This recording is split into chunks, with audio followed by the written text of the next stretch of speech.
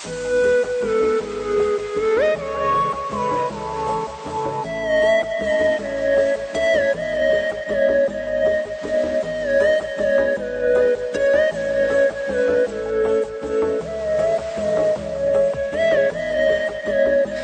یک روز از اینجا میرم، من از عشقت سیرم، به خدا دیوانه میشم از غمی تو. با تو لحظه های من شیرین است، زندگیم رنگین است، نرو کی میکشدم درد و غمی تو. من کی با خوب و بدت سر کردم، تو رو باور کردم، به خدا لایقی بی وفایی نیستم. میخوایی از دلم بیرون شوی، تو زی من دور شوی، من کی آماده این جدایی نیستم.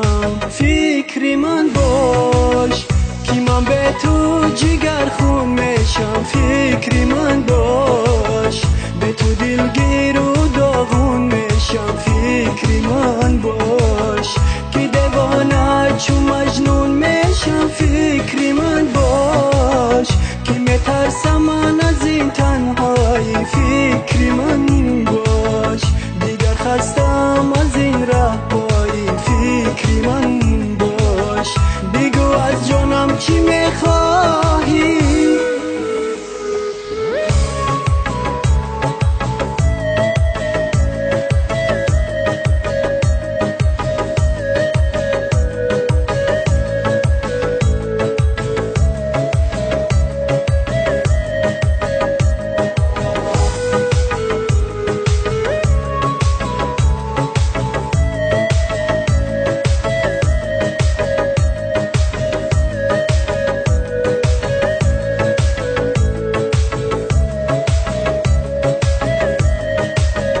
من همیشه منتظرت بودم، غمت را میخوردم، لحظه به خیالی تو ما نبودم.